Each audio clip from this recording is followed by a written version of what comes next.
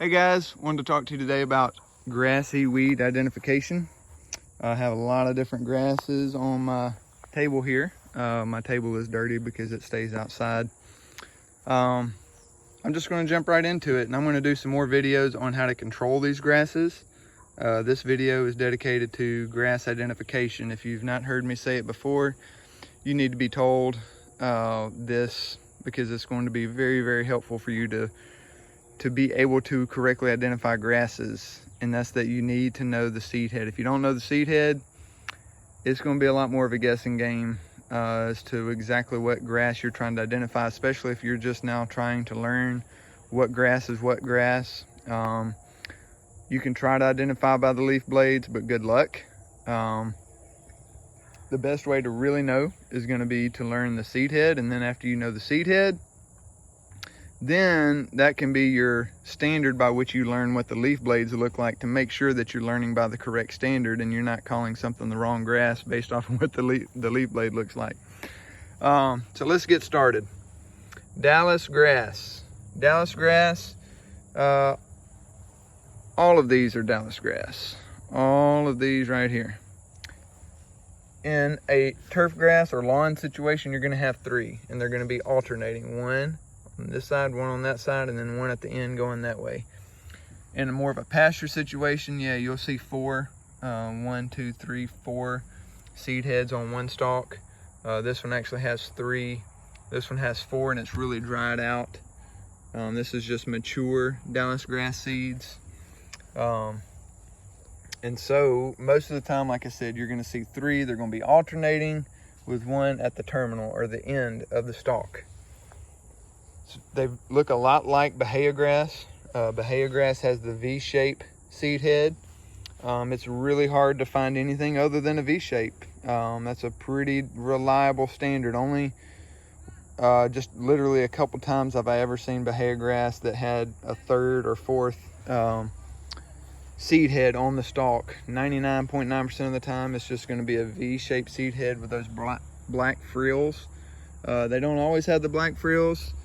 So I wanted to go ahead and show you that, but they very commonly, most often, are going to have the black frills, just like Dallas grass. Let me put them side by side so that you can see them. So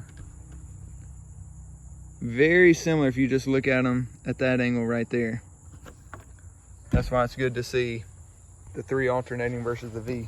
Okay, let's move on to carpet grass. Carpet grass, the leaves, again, a lot of people confuse it with Centipede grass or St. Augustine grass. Yes, you can find one that has the V shape, but worry not. The seeds themselves are just very, very small. I'll go ahead and put this up next to the, so this is the carpet grass and this is the Bahia grass. And so carpet grass is always going to be a lot skinnier. Bahia grass is always going to be thicker and a lot more pronounced. Even the small guys, even the ones that are more immature, haven't had a chance to grow and get as big. V-shapes are rather rare. I was actually really surprised I was able to find 2, and this one was really cool because it was part of the same plant, different stalk. As you can see, it's 2 different stalks. One was a V-shape, but I'm gonna say 99% of the time I see carpet grass, it's gonna be the V-shape with the kicker underneath. V-shape with the kicker underneath. That is carpet grass. I just realized I turned my video the other way, and so I'm gonna turn it back sideways here. Sorry about that, guys. Let's see here. Centipede grass. Single stalk with a seed head at the end, not to be confused with St. Augustine grass. Unfortunately, I don't have St. Augustine grass here with me. St. Augustine grass is going to be a lot thicker than that. Centipede grass is always going to be thinner, and I wish I had a better example to show you the difference in Centipede and St. Augustine. But St. Augustine is going to be really flat. I mean, like twice that width, and it's going to have these really pronounced white little seeds in there, and that's the difference in Centipede and St. Augustine. Bermuda grass, very easy to tell what Bermuda grass is. This is a side view, that's an aerial view, and so 3 or 4 of these kind of 45-degree angled going up into the air at 45 degrees. Like I said, sometimes it's 3. Most of the time it's 4. A lot of times people will think these are weeds, but it's actually just the seed heads of Bermuda grass. A lot of you have Bermuda grass yards. Crabgrass, man, there's so many different kinds of crabgrass. There's different kinds of Bermuda grass. There's different kinds of centipede grass, different kinds of carpet grass. I've never heard of different kinds of Dallas grass or Bahia grass, but I'm sure there are. But there's certainly different varieties of crabgrass. This is a really mature plant. It doesn't typically have this big of a seed head. It's just that the crabgrass I have in my yard is on the edge where I've been doing some experiments and not preventing them so well. And so where they're bigger, the seed heads are bigger. And you have some idea of what some crabgrass seed heads are gonna look like. So hopefully that's helpful to you. Goosegrass is this whole section, goosegrass. So you have,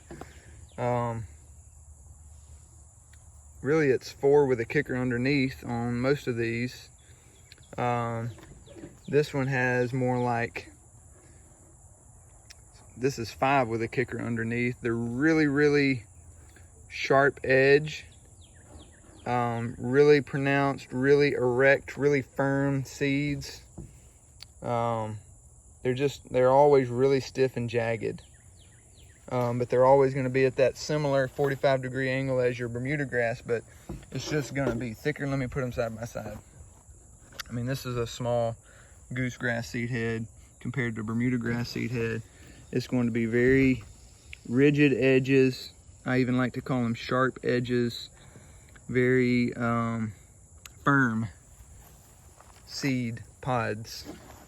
Some are really tall and long, depending on how long it's been mowed. Some of them are going to be short. Some of them have 3 seed pods on one seed stalk. Some of them are going to have 5 or 6. You know, the numbers will vary even within a lawn. The last 2 I'm going to show you are different kinds of sedges.